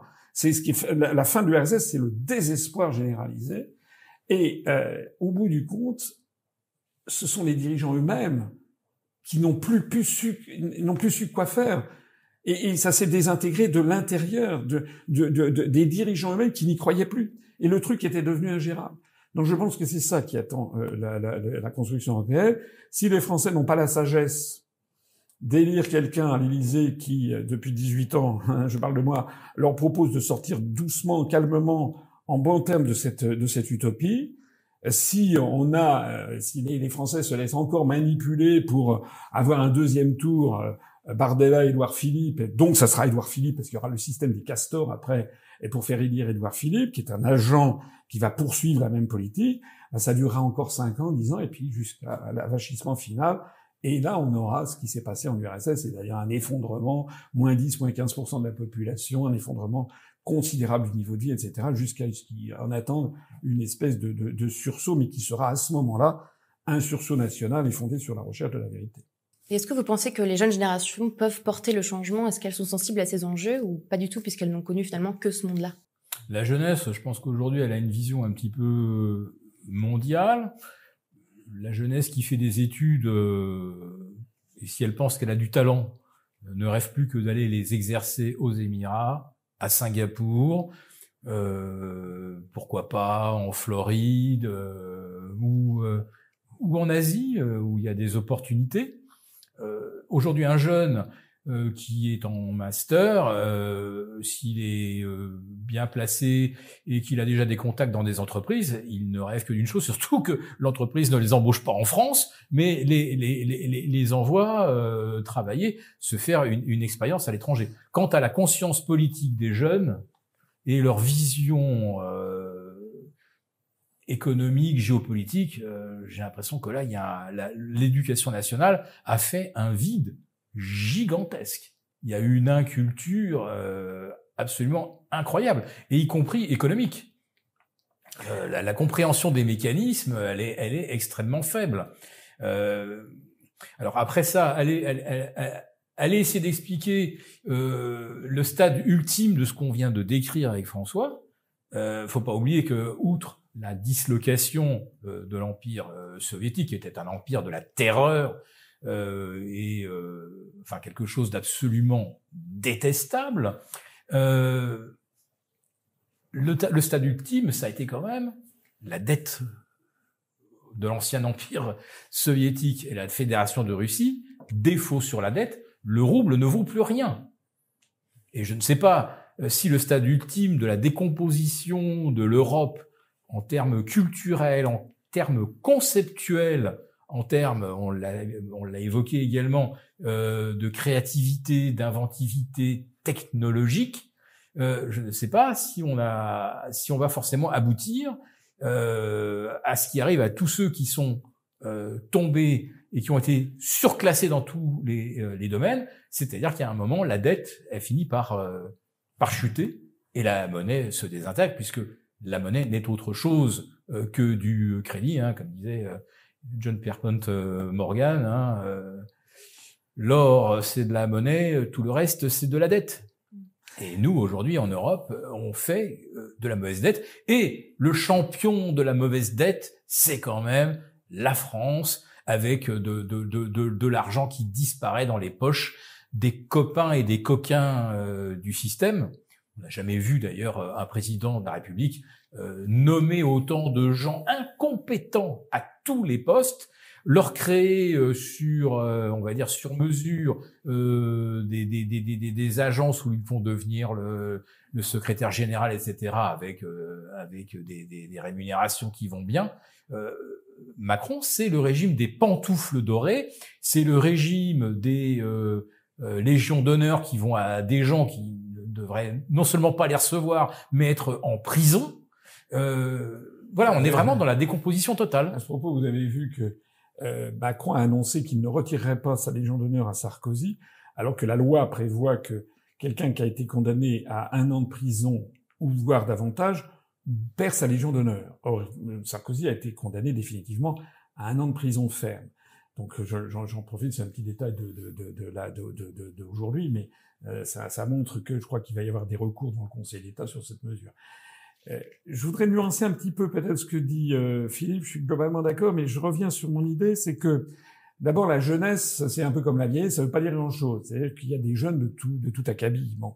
Et il est, comme je le disais tout à l'heure, je pense qu'il y a 2 sociétés qui vivent en France. Il y a la société qui est la société avec le cerveau lavé, et vous avez des personnes âgées, vous avez aussi des jeunes qui regardent BFM toute la journée. Et puis vous avez la contre-culture, la société de contre-culture, où il y a des personnes âgées, des personnes d'âge moyen, des jeunes. On pourrait peut-être tenter d'ailleurs une corrélation inverse. Moi, je me demande parfois si plus les gens sont diplômés, et moins ils regardent les réseaux sociaux. J'ai un peu ce sentiment que des gens très diplômés, qui sont dans le système, qui ont un emploi, madame et monsieur ont un emploi, ils se sont endettés, ils vont, ce que le professeur au Collège de France, Jacques Bouvresse, avait théorisé dans un article resté célèbre, c'est la volonté de ne pas savoir. Vous savez, il y avait Michel Foucault, qui était un philosophe français, qui avait écrit un bouquin qui s'appelait La volonté de savoir. Là, on a en France des générations qui ont la volonté de ne pas savoir, parce que ils veulent surtout pas se poser de questions. Voilà. Donc, ils répètent ce qu'ils ont entendu, parce que ce sont des bons élèves, ils répètent. Mais on voit des personnes qui n'ont pas forcément des diplômes, qui sont des autodidactes, etc., mais qui ont du bon sens à tous les âges, y compris beaucoup chez la jeunesse, qui viennent justement se regarder ces évolutions et qui se documentent. Il y a aussi autre chose que je pense qu'il faut avoir, parce qu'il faut être un petit peu optimiste dans tout ça, c'est le phénomène que la vie, c'est une pulsation. Toute la vie, c'est le battement du cœur depuis 28 jours après la fécondation, je crois. Un cœur humain se met à battre et il cessera jusqu'à la mort. Et toute la vie, les marées, les saisons, les cycles, etc. Et on peut estimer que les générations secouent le cocotier des personnes plus anciennes. Or, le cocotier aujourd'hui à secouer, c'est le cocotier des 68ards, qui est en train de la génération 68, qui finalement se révèle avec le temps comme une génération, j'en fais pas vraiment partie, mais je veux bien me mettre dedans, mais parce qu'il y avait quand même aussi des gens qui n'entraient pas là-dedans, mais la génération, tous ces gens comme Bernard-Henri Lévy, comme Serge July, comme Daniel Cohn-Bendit, comme tous ces gens qui ont été des gauchistes en 1968, interdits d'interdire, etc., contre le capitalisme. Ils reprochaient au Parti communiste français d'être un parti qui n'allait pas assez au bout de la révolution permanente, etc. Tous ces Trotsky, ces compagnies. En fait, c'est devenu quoi avec l'âge? Ce sont des profiteurs. Des gens, c'était moi, je, c'était tout le temps essayer d'accaparer le maximum de choses, et maintenant, ils laissent aux générations futures un pays dévasté, en fait. C'est ça le truc. Moi, j'ai un peu le sentiment qu'il y a, au moins dans une partie de la jeunesse, la volonté de se débarrasser de tout ça. Les boomers, ils peuvent plus encadrer ce qu'ils appellent les boomers. Et il y a des gens il y a toute une partie de la jeunesse pour qui la nation, la France, la religion, on voit ces jours-ci, enfin depuis 3-4 ans, c'est un phénomène, ça fait partie de ces grandes vagues de fond de l'histoire qui sont toujours passionnantes à regarder, c'est qu'ils prennent parfois les gens par surprise. De la même façon, vous savez que la natalité en France a redémarré en 1941, au plus profond de la guerre, parce qu'il est vrai que Pétain avait lancé la fête des mères, avait pris des mesures, mais enfin, c'était quand même assez inattendu que le baby-boom ne commence pas en 45, il commence en 41, 42. C'était comme s'il y avait une espèce de lame de fond d'une société, une espèce d'instinct collectif de ne pas vouloir mourir. Et là, ça prend les gens presque par surprise. Depuis 2-3 ans, on voit augmenter de façon exponentielle le nombre de gens qui sont baptisés, de catéchumènes et des adultes. Hein. Il y a eu plus 45% cette année à Pâques. Il y a eu 10 400, je crois, adultes qui se sont fait baptiser pour le jour de Pâques, plus 7 900 adolescents. C'était plus 45%, 48% par rapport à l'année d'avant, qui était même plus 45%, qui était même plus 45%. Alors, ça reste, il y a encore beaucoup de bébés qui ne sont pas baptisés, mais ça, c'est ce qu'on appelle un fait porteur d'avenir. Moi, j'ai donné des cours de futurologie. Quand vous voulez anticiper l'avenir, ça peut être un feu de paille, mais ça peut aussi être quelque chose de plus important. C'est-à-dire, l'application de ce proverbe africain, si tu ne sais pas où tu vas, regarde d'où tu viens. Il y a beaucoup de jeunes générations qui se disent, mais au fait, d'où je viens, et qu'est-ce que c'est que ça? Il y a la concurrence de l'islam. Dans beaucoup de quartiers, il y a des jeunes Français de souche, comme on dit, qui voient qu'ils ont des copains qui font le ramadan. Ils voient ça. Et puis d'un seul coup, on se rend compte qu'il y a le carême. Et donc ils se disent, mais c'est quoi le carême? Et puis ils disent, mais pourquoi on ne parle pas du carême? Vous voyez ce que je veux dire? Et on voit une remontée les pèlerinages, le pèlerinage de Saint-Jacques-de-Compostelle, le pèlerinage de Chartres sont très courus. Il y a une remontée du suivi du carême, une remontée mercredi-décembre. Les églises se remplissent. Donc, ce phénomène-là est à suivre de près parce qu'il n'est pas du tout exclu que justement on ait atteint la fin d'un cycle, l'effondrement des valeurs post-68A, et que maintenant on soit remonté dans l'autre sens. Là aussi, c'est ce qui est arrivé à l'URSS et à la Russie. Alors l'Union soviétique finale, c'était les églises avaient été toutes fermées, il y avait le musée de l'athéisme, il y avait ci, il y avait ça. Si vous allez en Russie aujourd'hui, moi j'y suis allé il y a quelques années, je veux dire, les églises étaient pleines, la famille impériale a été canonisée par l'Église orthodoxe, Nicolas II, Alexandra Féodorovna et les 4 enfants sont des saints de l'Église orthodoxe. Vous avez des files d'attente de jeunes gens, de jeunes femmes russes qui sont là pour baiser les icônes de la famille impériale. Moi, je me rappelle, j'étais allé en sortant de l'ENA, c'était le temps de Gorbatchev, c'est inouï ce qui a pu se passer en quelques décennies. Donc, il faut toujours voir l'histoire comme un éternel recommencement, hein, comme quelque chose qui peut bouger. Et généralement, ça se termine effectivement presque par une farce tragique. Mais là, peut-être que le wokisme est le dernier avatar du gauchisme des années 68, des utopies, etc. Maintenant que les églises se remplissent, que le pèlerinage de Chartres est un grand succès. Chartres, c'est juste à côté de ma résidence secondaire, donc j'ai pu constater qu'effectivement, il y avait eu beaucoup de monde la dernière édition. Mais entre une progression des baptêmes et une progression de la natalité, là on voit qu'aujourd'hui il y a quand même chez beaucoup de jeunes, là aussi un des derniers avatars des 68 arts, c'est-à-dire l'éco-anxiété, un enfant c'est une trace carbone, etc.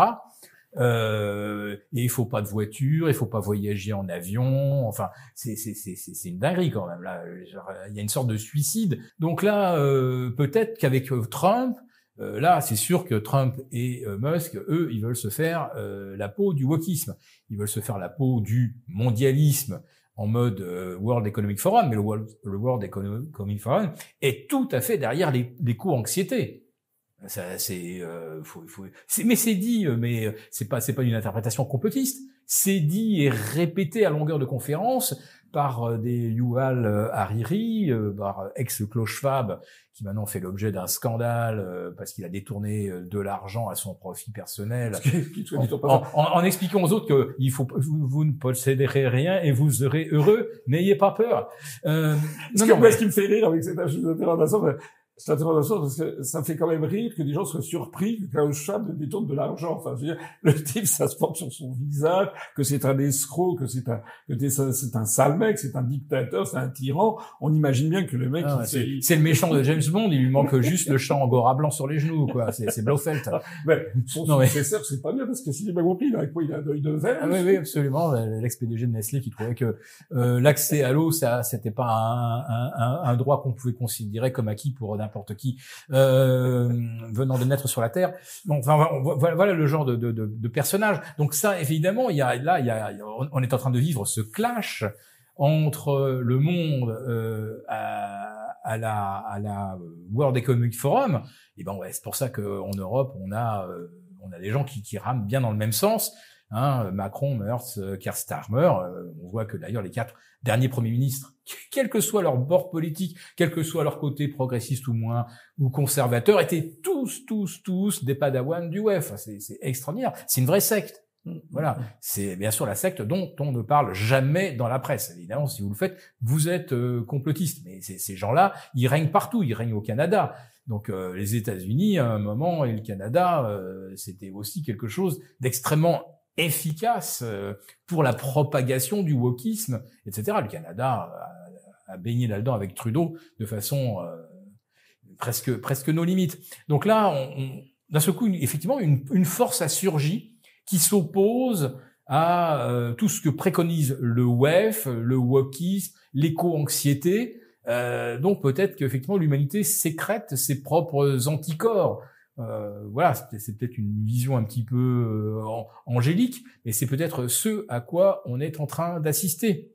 Maintenant, nous, en France, avec Macron, on sera certainement les derniers, si tout bascule, hein, que tout bascule, qu'il y a la paix en Ukraine, ce que je souhaite naturellement, que le commerce mondial se réorganise, peut-être davantage au profit de ceux qui produisent la richesse plutôt que de ceux qui vivent de la financiarisation de la richesse, c'est-à-dire Wall Street.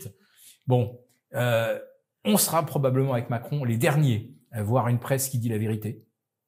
On sera les derniers à avoir une diplomatie réaliste qui fait du sens et qui soit comprise de tous ceux qui nous regardent. Il y a 200 pays qui nous regardent. Il y en a au moins 150 qui comprennent pas. Et effectivement, ça a été dit, qu'ils prennent Macron pour un clown, sinon un idiot. On sera probablement les derniers. C'est pour ça que je suis pas très très optimiste pour la France, parce que on a le plus ultime des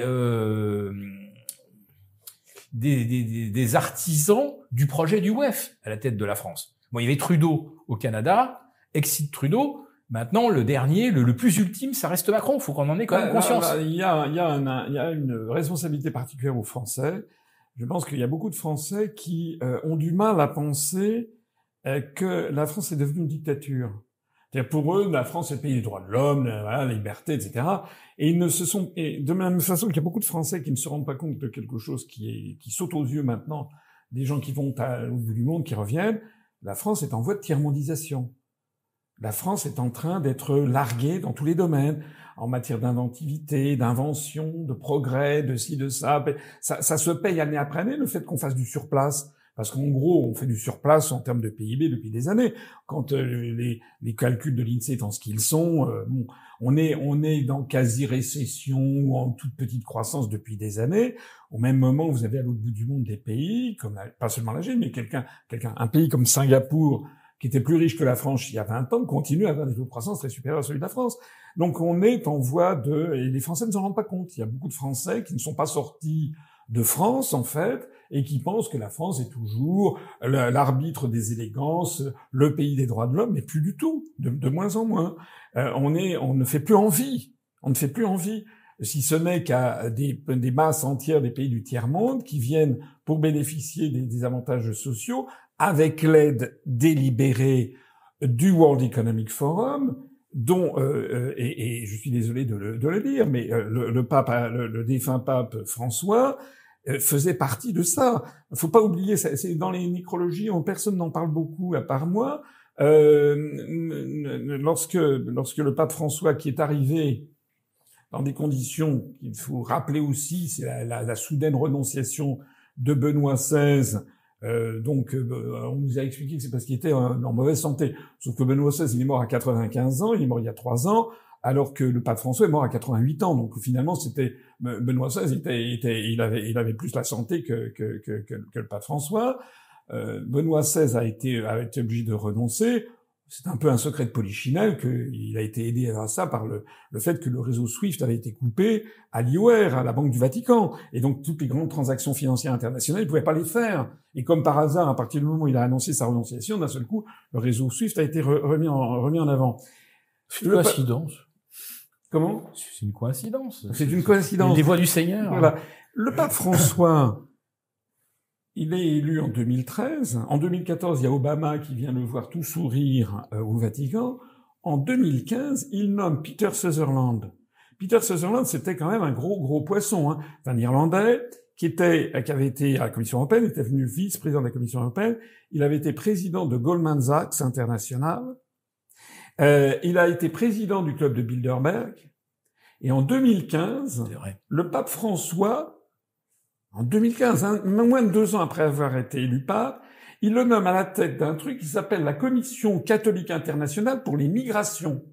C'est d'ailleurs 2 ans avant le traité de Marrakech, le deuxième traité de Marrakech, parce qu'à Marrakech, il y a eu le traité de 94 qui crée l'Organisation mondiale du commerce, et il y a le traité de Marrakech de 2018, c'est sur les migrations internationales. Hein. On crée une espèce d'homme nouveau qui, c'est pas Homo sapiens, c'est Homo migrans. C'est-à-dire que l'être humain a vocation à migrer. Ça, c'est porté par le World Economic Forum, c'est porté par Soros, c'est porté par Peter Sutherland, et qui va faire porter ça par la Commission catholique internationale sur les migrations. Et le clash qu'il y a eu entre Trump et le pape François a beaucoup porté sur les questions de migrants, puisque le pape François reprochait à Trump de vouloir barrer l'accès à tous les migrants venant des pays du Sud. Il faut voir que le pape François servait un agenda, en fait, qui était celui du World Economic Forum. Qu'est-ce qui va se passer maintenant dans cet entre-deux où les gens attendent l'élection du nouveau pape? Il y a certainement des forces qui vont s'exercer dans un sens et dans l'autre. Et on voit bien, regardez sur tous les réseaux sociaux, mais pas seulement sur les réseaux sociaux, il y a une espèce on est dans une situation qui défie le meilleur roman de science-fiction. On voit, dans un pays comme la France, l'extrême droite française, ou la droite dure, qui en pince pour le cardinal Sarah, qui est un cardinal guinéen.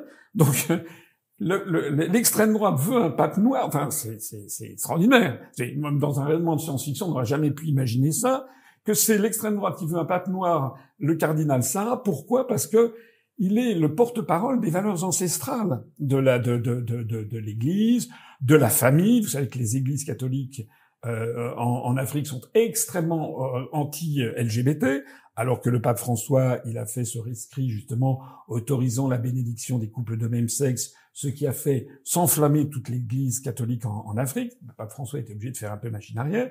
Ce sont ces enjeux qui sont ceux du conclave, et on voit donc par une espèce d'inversion là aussi extraordinaire, l'extrême droite qui en pince pour un cardinal africain, guinéen, qui est le porte-parole maintenant des valeurs de l'Europe, comme s'il était là pour dire l'Europe, qu'est-ce que vous avez fait de votre baptême, qu'est-ce que vous avez fait de vos valeurs ancestrales. Et on voit au contraire maintenant des gens comme par exemple Madame Tondelier de EELV, qui fait des éloges funèbres, les larmes aux yeux du pape François. C'est tout juste si on n'a pas également Mélenchon, qui voit dans le pape François, dans ce qu'il avait fait, cette volonté de soutenir cet agenda qui est en fait celui de la fin des nations. C'est ça qui se cache derrière. Alors concrètement, quelle solution est-ce que vous préconiseriez pour relancer la machine économique en France? Bon, d'abord, il faut qu'on s'assure la confiance de nos créanciers. Si on a ça, on peut essayer de les convaincre qu'on a des projets qui peuvent apporter richesse, un regain économique. Là, en ce moment, je suis sidéré de découvrir que par moment, on produit trop d'électricité, parce que là, en ce moment, on chauffe beaucoup moins, la température est beaucoup plus douce. Donc, ce que produisent les éoliennes, les panneaux photovoltaïques, en plus de ce que produisent nos réacteurs nucléaires, ça fait trop d'électricité. Et ce surplus, on n'arrive pas à l'écouler. Si on n'arrive pas à l'écouler, on est mis à l'amende. C'est quand même extraordinaire. Donc, la France, si elle continue d'avoir une énergie 2 fois plus chère, 3 fois plus chère que les États-Unis, que la Chine, que des concurrents de pays émergents, on va juste pas y arriver. On peut pas se permettre d'avoir cette énergie qui nous coûte aussi cher. Donc la première chose à faire, d'abord, c'est de réduire de moitié, pratiquement, le prix de l'énergie. Là, on peut redémarrer. Donc, confiance de la part de nos créanciers, une baisse des coûts de l'énergie, et puis si on sait pas quoi faire de nos surplus, bon sang. On n'arrête pas de nous dire, oui, mais le problème, c'est que l'électricité produite par les éoliennes, ça se stocke pas. Ça peut parfaitement s'utiliser pour faire de l'hydrogène liquide. C'est une électricité qu'on va perdre ou qu'on va même nous facturer. Enfin, c'est incroyable. Utilisons-la pour faire donc de l'électrolyse et stocker de l'hydrogène liquide. Quand les panneaux photovoltaïques sont à l'arrêt la nuit, l'hydrogène produit dans la journée, on peut l'utiliser la nuit pour faire du chauffage, pour recharger les voitures électriques, par exemple. Alors je sais, bien sûr, je suis attendu là-dessus, mais des bitcoiners me diront, utilisons aussi, comme c'est fait maintenant aux États-Unis, en Afrique et dans d'autres pays, utilisons d'un seul coup cette énergie qui, à un moment, est en surplus pour l'industrie, pour se chauffer, etc. Utilisons-la également pour faire du minage. Pourquoi pas ? Pourquoi pas ? Mais c'est incroyable que personne se dise, faisons quelque chose de cette énergie qu'on a en trop. Moi, je me rappelle que dans les années 95-2000, quand les centrales nucléaires produisaient beaucoup, il y avait eu une période de froid, donc on avait mis les réacteurs au max, donc on produisait des dizaines de térawatts, et puis d'un seul coup, un redout, la température remonte à 15 degrés, et là, on n'a plus besoin que les centrales marchent à fond. Qu'est-ce qu'on faisait ? On se servait du surplus d'énergie produit par les centrales nucléaires pour remonter l'eau dans les barrages. C'est-à-dire qu'il y avait des pompes qui renvoyaient l'eau dans les barrages. Et dans la journée, quand en ce coup on avait besoin à nouveau d'énergie parce que l'industrie, elle tournait au maximum dans la journée, hop, on libérait l'eau des barrages et on avait un surplus d'électricité. Et puis accessoirement, on exportait aussi. Et on exportait des milliards de francs. Donc, on est capable de produire suffisamment bien plus d'ailleurs qu'il nous en faudrait, sans aucune éolienne. On avait besoin d'aucune éolienne, d'aucun champ de panneaux photovoltaïques avec ce qu'on a comme réacteurs, si on ne les arrête pas et si on les entretient bien. D'ailleurs, Anne Lauvergeon vient de le répéter, on n'a jamais exploité notre outil de production au maximum de ses capacités quand il n'y avait pas d'éolienne. Déjà, à l'époque, on pouvait déjà produire plus, exporter vers la Suisse, l'Angleterre, l'Allemagne, surtout l'Allemagne, bien sûr, pour l'industrie automobile. Donc, on serait en capacité, nous, d'être totalement autonome sur le plan électrique. Et là, avec ces fichues éoliennes et le renouvelable, on va être obligé, pendant 20 ans, le temps que les éoliennes finissent de tourner, on va être obligé de la payer, cette électricité. On est obligé de la prendre au prix où elle est produite par ces moulins à vent. C'est 20 ans de malédiction. Et maintenant, plus ça, on nous dit, oui, mais quand les éoliennes tournent trop vite, on a trop de courant. Bam, on est à l'amende. Au moins, faisons quelque chose d'intelligent. Moi, je dis, produisons de l'hydrogène liquide. Ça pourrait le faire. Maintenant, on a aussi le problème des retraites. On nous dit que la France, on sombre parce qu'on n'est pas capable de faire face au paiement des retraites. Arrêtons déjà d'envoyer des milliards, des dizaines de milliards dans un pays en guerre pour que la guerre se poursuive. Mettons ces milliards dans la recherche d'une solution économique raisonnable. Ça, c'est quand même quelque chose qu'on pourrait faire. Il va falloir certainement réformer notre système des retraites, c'est évident. Mais faisons ça quand on a déjà épuisé toutes les mesures d'économie. Donc, plus d'argent pour des pays, je sais pas pourquoi on distribue des milliards parce que ces gens-là ne viennent même pas acheter chez nous. Les dizaines de milliards qui sont distribués aux amis du système, ou même, je dirais, du régime macroniste, au travers des 1200 et quelques agences, comités d'experts, ONG, etc., faisant un audit, je pense qu'il y a moyen probablement d'économiser 30 à 40 milliards tout de suite. Et puis le jour où on veut vraiment faire une réforme des retraites, je pense qu'on en passera forcément un moment par de la capitalisation, ce que font les gens qui ont les capacités d'épargner. Mais il faut penser aussi à ceux qui n'ont pas la capacité d'épargner. Donc il faut leur maintenir un système qui soit juste et rémunérateur. Donc il ne faut pas qu'on bouleverse tout et qu'on dise maintenant c'est tout pour la capitalisation. Ceux qui n'ont pas les moyens, ils n'auront pas de retraite.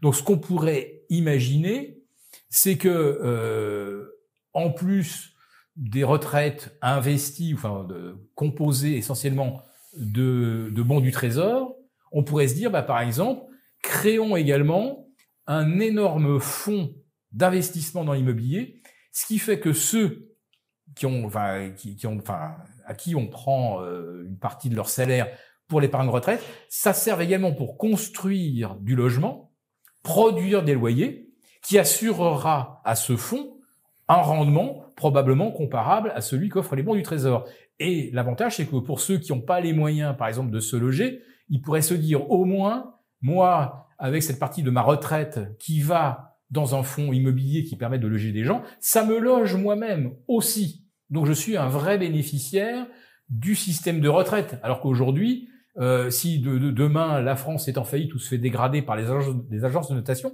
la valeur des bons du Trésor peut chuter fortement.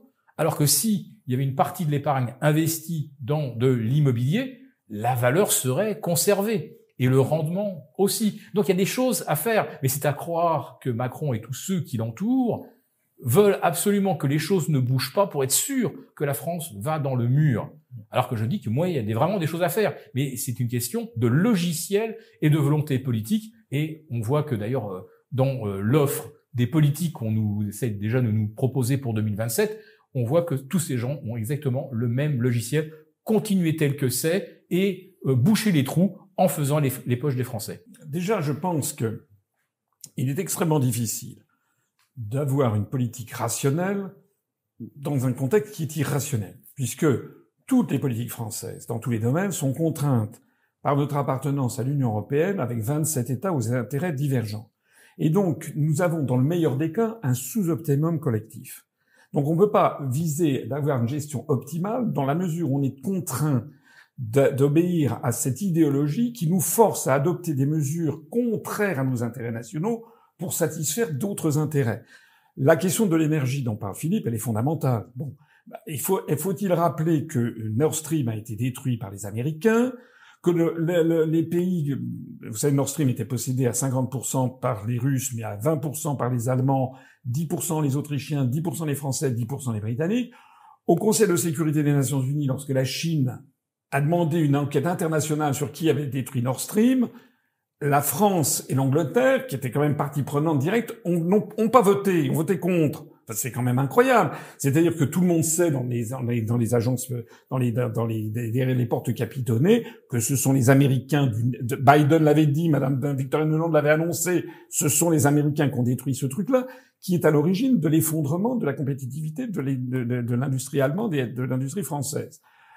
La première chose à faire, ça serait de renouer des relations avec la Russie pour s'assurer d'avoir un approvisionnement en gaz très bon marché comme c'était auparavant.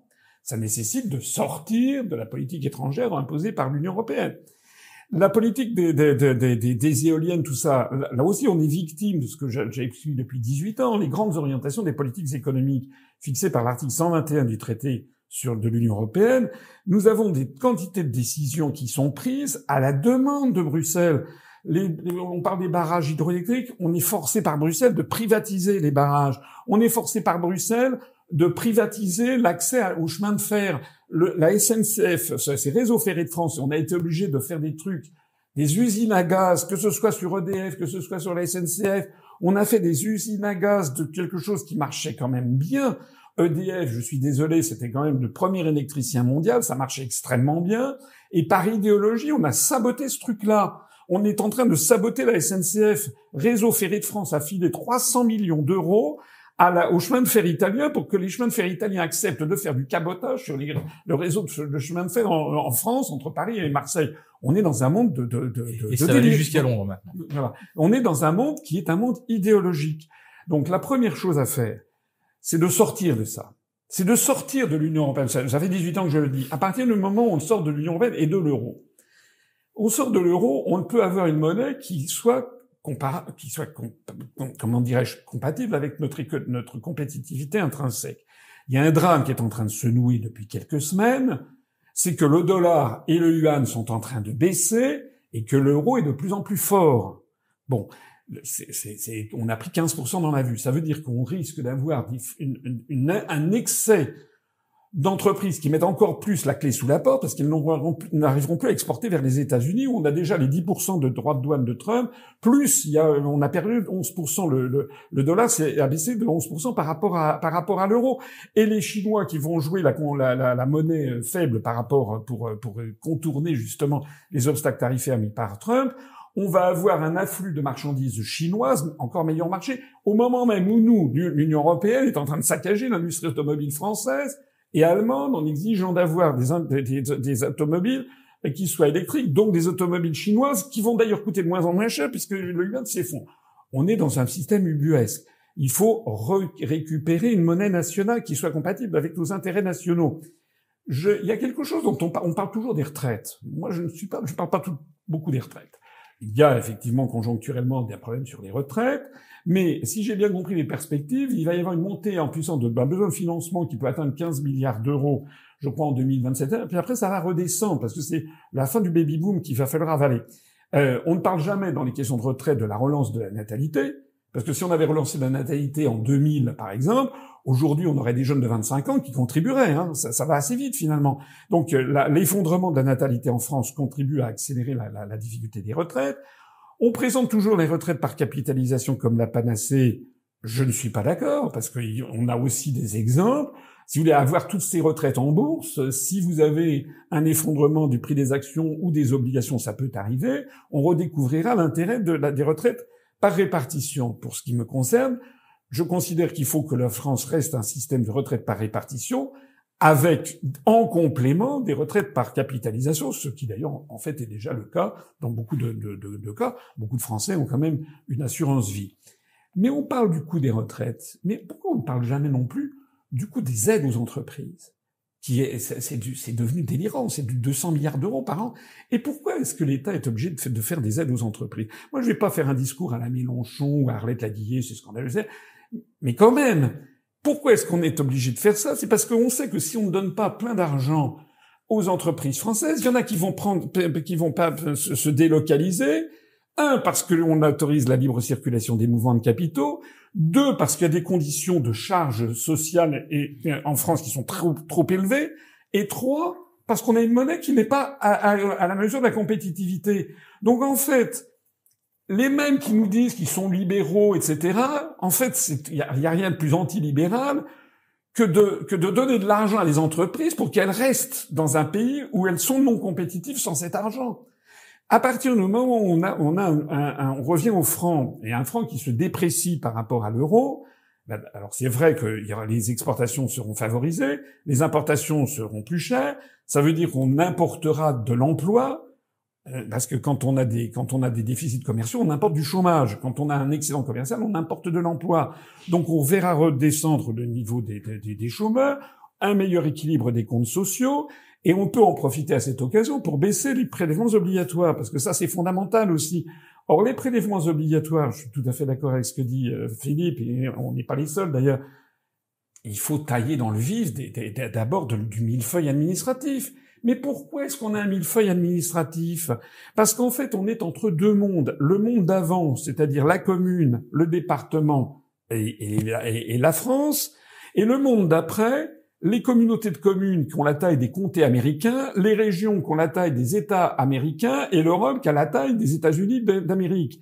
Parce que l'objectif final, c'est les États-Unis d'Europe, c'est la destruction des États-nations. Or, en ce moment, on est entre les deux. C'est-à-dire qu'on a les communes, les communautés de communes, les départements, les régions, la France et l'Union européenne. Ça ne va pas. Nous, notre parti politique, on propose, belle lurette, la suppression des régions. Après tout, on a vécu sans région jusqu'en 1972. En 72, Pompidou avait créé des établissements publics administratifs. Il y avait 10 personnes, 15 personnes. C'est Mitterrand qui a créé en 82 les régions de plein exercice, avec 1785 conseillers régionaux qui ont tous leur voiture avec les sièges en cuir, le tableau de bord en loupe d'or, l'air conditionné, leur chef de cabinet. Mais ce sont des milliards qui sont... Et de ce point de vue-là, pas un seul parti politique de l'extrême droite et de l'extrême gauche ne veut supprimer ça. D'abord parce que c'est pas chic de dire qu'il faut supprimer les régions. D'autre part, ils sont tous à la gamelle. Ils sont tous en train de manger là-dedans. Donc nous, on propose sortir de l'Union européenne. Ça nous fait gagner 20 milliards d'euros. Sortir les régions, on les ravale au niveau de 1972. Ça nous fait 4 milliards d'euros d'économie. Les conseils départementaux. Rappelez-vous que François Hollande a fait cette chose extraordinaire d'imposer d'avoir des couples. Et des couples hétérosexuels d'ailleurs, hein, hommes-femmes. On se demande pourquoi finalement. Pourquoi pour les conseillers départementaux. Vous savez, on n'élit plus un candidat, on élit un candidat et une candidate. C'est quoi le truc? Nous, on divise par 2 le nombre de membres des conseils départementaux. Il faut également tailler dans le vif de tous les gens qui vivent des subventions. Enfin, c'est absolument... dès que toutes les semaines, on a un scandale. Le scandale du fonds Marianne. Vous savez, tous ces fact-checkers, là, des gens style M. Rudi Reichstadt, M. Julien Pin, etc., tous ces gens qui... Comment? Oui. Tous ces gens qui passent leur temps, c'est une police politique, qui vivent sur fonds publics. Allez au ministère de la Culture. Le ministère de la Culture, vous avez des quantités de copains qui sont là pour vivre sur fonds publics. Les collectivités locales, c'est pareil. Allez regarder les dépenses de la mairie de Paris. C'est extraordinaire. Et il y a, nous, ce qu'on propose dans notre programme, c'est la suppression de toute subvention à toute association dont l'action consisterait à vider de substance la loi votée par les députés. Parce que vous avez des associations, leur existence, leur raison d'être, par exemple, c'est d'expliquer, par exemple, sur les questions migratoires, comment faire à un migrant qui arrive du Bangladesh, si vous voulez, il sait pas du tout comment faire. Bon, s'il est frappé d'une OQTF, on parle beaucoup des OQTF, bon, normalement il s'en va. Mais si vous avez une association qui dit non, on s'occupe de tout, vous êtes pas obligé de faire ci, vous n'êtes pas obligé d'aller voir ci et ça, les Français payent avec leur argent, d'une part des députés qui votent des lois, d'autre part des associations qui sont là pour contrecarrer les lois qui sont votées par les députés. Elles le font d'autant plus volontiers que Bruxelles a prévu des recours. En plus. Voilà. Et si c'est pas Bruxelles, c'est la Cour européenne des droits de l'homme. Donc on est dans un système une intrication qui ça va pas. On a une espèce sans compter, alors, toutes les associations, les conseils, les trucs. Moi, j'ai découvert il y a pas très longtemps, d'ailleurs, en ce moment, c'est un peu dans l'œil du cyclone. La Constitution française avait prévu un conseil économique et social. Bon, qui se trouve place d'Iéna, à côté du musée Guimet. Il a été chic de considérer que ça serait le Conseil économique, social et environnemental. On sait que c'est souvent des gens, c'est un peu une espèce d'apanage d'ancien régime. Donc, je crois que c'était la veuve Bérégovoy, Gilberte Bérégovoy, qui avait été nommée par Mitterrand là parce qu'elle avait des difficultés financières. Bon, c'est très bien, mais enfin, c'est quoi? Ça a été magnifiquement rénové en plus, hein, chapeau. Oui, ça coûte les yeux de la tête. Il publie tout le monde s'en fout en fait. Bon. Mais c'est pas tout. C'est que vous avez, au niveau régional, il y a eu des conseils économiques, sociaux, environnementaux régionaux, les Césaire. Pas Aimé Césaire, hein. C'est moins poétique. C'est Césaire, CESER, qui vivent sur la bête, dans les conseils régionaux. Et dans toutes ces structures-là, il y a par ailleurs une espèce là aussi, de schizophrénie, qui est que de plus en plus, le fin du fin, ça a été de se dire, moi je l'ai vu dans la haute administration, en fait, je vais faire le travail par d'autres. C'est une espèce donc, on a recours à des cabinets de conseil pour faire le boulot. Et donc, on externalise le travail qui normalement était fait. On le voit, par exemple, dans la haute administration. Personnellement, je trouve absolument inadmissible qu'on ait des milliards qui soient allés chez McKinsey avec Macron, alors qu'il y a quand même des corps d'inspection. D'ailleurs, l'inspection générale des finances, dont je fais partie, dont Macron fait partie, où il avait d'ailleurs mauvaise réputation, soit dit en passant. On ne sait jamais très bien d'ailleurs comment il est entré à l'inspection générale des finances, parce qu'il a vraiment toutes les caractéristiques du mauvais inspecteur des finances. Hein. Bon, mais il y a l'inspection générale des finances, il y a l'inspection générale de l'administration du ministère de l'Intérieur, l'inspection générale du génie rural pour le ministère de l'Agriculture, il y a la Cour des comptes, il y a déjà des corps de contrôle, il y a des... pourquoi est-ce qu'on a dépensé des milliards? Et tout ce système-là, c'est diffusé dans tout le corps de l'État. Vous avez toutes ces associations, ces établissements publics administratifs. C'est comme la SNCF dont je parlais tout à l'heure. La scission SNCF avec Réseau Ferré de France, dans l'objectif de faire de la concurrence en franco sur mais au total, vous multipliez les frais d'intermédiation. Parce que vous avez la structure SNCF, vous avez la structure RFF, etc. C'est comme, par exemple, la fusion des régions, là, qu'avait décidé Monsieur Hollande. Oui, je vais terminer. Hollande, qui décide de fusionner, par exemple, la région Aura, Auvergne-Rhône-Alpes, en disant que ça allait faire des économies, ça a au contraire augmenté les coûts. Puisque, se heurtant au réel, le réel, c'est que les gens de Clermont-Ferrand voulaient conserver leur région, et les gens de Lyon voulaient conserver leur région. Et donc, quand on prend des décisions absurdes qui ne correspondent pas à la volonté des gens, on est obligé ensuite de prendre des formules chèvre-chou. De temps en temps, les gens vont se réunir à Lyon, de temps en temps à Clermont-Ferrand, on conserve les deux hémicycles, on multiplie en fait les coûts. Voilà. Donc, il y a tout un travail énorme à faire. Et là, je suis désolé, il faut un DOGE à la française, c'est ça. Il faut faire un truc style à la hache. Et ça, c'est vraiment ce qu'il va falloir faire. Et il ne pourra pas faire ça s'il n'y a pas, en surplomb de tout ça, l'amour de la patrie. Trump, il peut faire le DOGE, Milei, il peut faire ce qu'il fait en Argentine parce que c'est l'amour de la patrie. Mais nous, on nous a expliqué que de toute façon, la France, ça n'avait plus un clou et qu'il n'y avait pas d'autre solution que de fusionner avec Chypre et l'Estonie pour pouvoir en sortir. Donc les gens se mettent en roue libre et tout le monde est là en essayant de traire le maximum de subventions publiques. Ah ben, ce que je trouve absolument scandaleux, c'est que c'est pire que du gaspillage, c'est vraiment de la trahison. La transition énergétique, bon, à la limite, que les éoliennes, ça soit pas aussi productif que ce que l'on dit, et que les panneaux photovoltaïques dans le nord de l'Allemagne ou le nord du Danemark, ça n'a pas le même rendement que si c'est au Maroc ou aux Émirats. Mais si au moins on avait fait ce choix, parce que ça favorisait l'emploi en Europe. Et en fait, avec ça, on a donné du travail aux Chinois et on leur a donné la maîtrise pratiquement totale de tout ce qui a trait à l'électricité, les batteries. On sait, mais littéralement, s'aborder. Si ça coûtait très cher, parce que c'est pas rentable cette énergie, on est bien d'accord.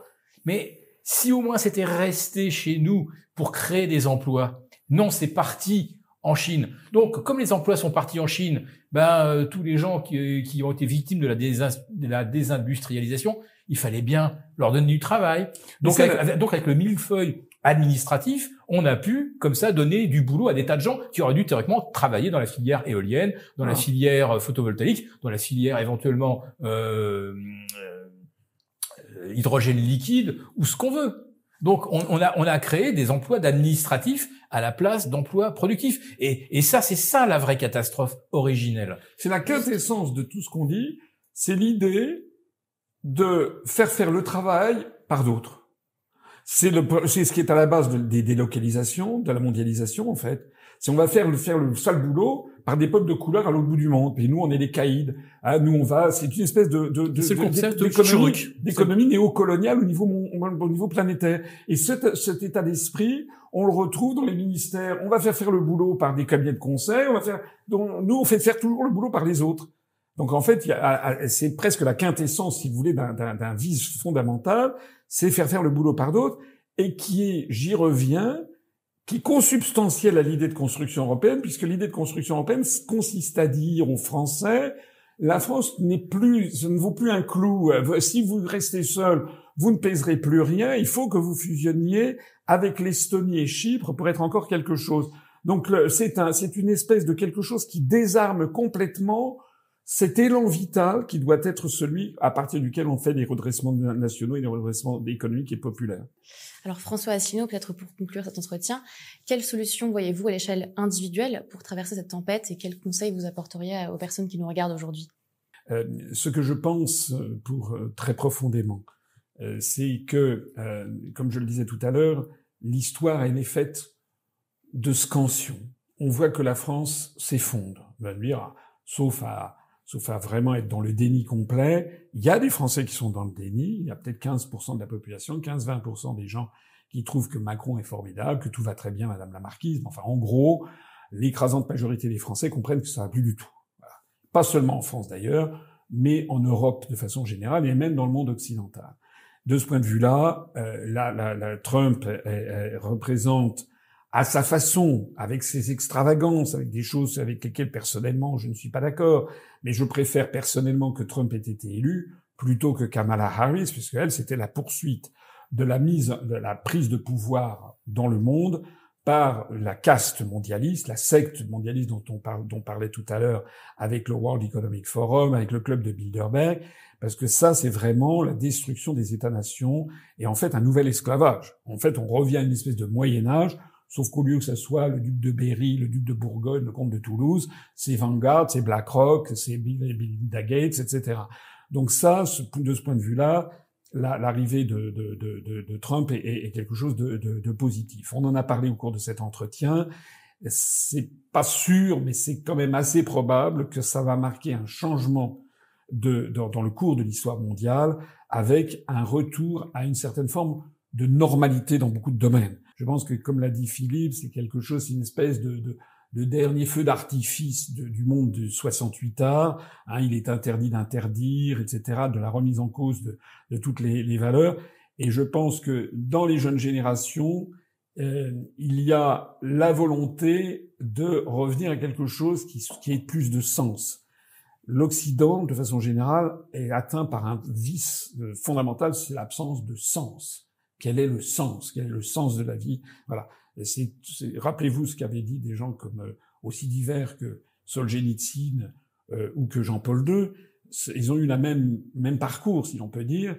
Solzhenitsyn, en 74, il est chassé du RSS. Il est le héros de l'Occident parce que c'est un dissident qui s'est battu contre le totalitarisme soviétique. Donc on en fait quelqu'un d'extraordinaire. Il a eu le prix Nobel de la paix ou de littérature, je sais plus. Et puis Solzhenitsyn s'installe aux États-Unis dans le Vermont. Et puis petit à petit, il va commencer à être critique sur le monde occidental. Vous avez perdu vos valeurs, vous avez une crise du sens, une crise de la signification, ouais. Voilà. Et donc du coup, celui qui était porté au pinage, petit à petit, l'accès aux médias va se refermer, et puis on va le traiter comme une espèce de vieux schnock, de vieux réac, et puis ensuite il va retourner d'ailleurs en Russie après l'effondrement de l'URSS. C'est un petit peu le même parcours de Jean-Paul II. Jean-Paul II, il est élu pape, il est le sportif de Dieu, il rajeunit la papauté, il donne un dynamisme fantastique, etc., jusqu'à l'effondrement de l'URSS. Il a vaincu il a contribué, il n'est pas seul, il a contribué à accélérer la nécrose de ça. Mais ensuite, Jean-Paul II, comme Solzhenitsyn, il se met à devenir critique du monde occidental. Il se met à déplorer les dérives qu'il constate, l'absence de sens de la transcendance. Parce qu'à partir du moment, je crois que c'est dans les frères Karamazov, si Dieu est mort, enfin tout est permis. C'est-à-dire que l'absence actuellement, ce dont souffre très profondément, je crois, le peuple français, il voudrait être sûr de choses. Il voudrait qu'on revienne à un monde où il y a la vérité, où il y a la beauté, où il y a la justice. Or, actuellement, il y a une espèce de culte de la laideur. On l'a vu pendant à de nombreuses reprises sur des spectacles les spectacles satanistes, etc. Les gens comprennent pas ce qui se passe. Mais pourquoi la scène de Léonard de Vinci avec travesti comme ça a été pour l'ouverture des Jeux Olympiques, c'est quoi le rapport? En fait, qui est-ce qui a décidé qu'il y aurait ça? Qui est-ce qui a décidé que pour l'ouverture du tunnel, la réouverture du tunnel du Saint-Gothard, il y aurait une espèce de Belzébuth? Qui est-ce qui décide de ça? Donc, tous ces éléments au quotidien mis bout à bout font que les peuples occidentaux et le peuple français, il a besoin de se raccrocher. Il voudrait quelque chose qui soit juste, qui soit beau, qui soit bien. Et il se rend compte que il est dans un univers, il ne croit plus en rien, il se désinvestit de la politique parce qu'ils disent qu'ils sont tous pareils. Pourquoi ils sont tous pareils? De l'extrême droite, de l'extrême gauche, parce qu'ils sont tous dans la soumission à cette idéologie mondialisatrice, à l'idéologie européiste, etc. Et ce que je voudrais dire, puisque vous me donnez la possibilité de conclure, c'est qu'il faut que les gens c'est un peu ce que Jean-Paul II avait dit d'ailleurs aux Polonais, vous vous rappelez, reprenant les paroles du Christ, n'ayez pas peur. N'ayez pas peur. Il faut pas avoir peur. La France, c'est un grand pays. Dans l'histoire des peuples et des nations, c'est rarissime que des peuples se soient laissés jusqu'à la mort. Ça n'existe quasiment pas. Il y a eu des Patagons et puis les Tasmaniens qui ont été chassés à court par les... Mais même des populations qui étaient tombées très, très, très, très bas. Il y a un moment à partir duquel elles se redressent. Voilà. Et il faut que les Français sachent que, en tout cas c'est ce que je pense, il faut garder de l'espoir que demain n'est pas si noir, mais que les Français doivent compter sur leur propre force. On ne peut compter que sur la France, que sur nous-mêmes, que sur le peuple français pour se redresser. On ne faut pas compter sur Pierre-Paul Jacques, il faut faire preuve également de discernement. La clé du redressement, elle est là. Ce que disait De Gaulle, il n'y a pas d'exemple dans l'histoire d'un redressement national qui ne se soit d'abord fondé sur l'amour de la patrie par ceux qui menaient la patrie. On ne peut pas avoir un redressement de la France avec quelqu'un qui nous explique, comme Macron, qu'il n'y a pas de culture française. Juste un petit jeu de mots. La France a besoin de nouveaux leaders et spécifiquement que ça ne soit pas des young leaders. Merci beaucoup à tous les deux pour cet échange, c'était très instructif. J'espère qu'on vous reverra bientôt sur cette chaîne. J'invite tous ceux qui nous regardent à télécharger le rapport des publications Agora qui se trouve en description de la vidéo et on se dit à très bientôt pour un prochain entretien.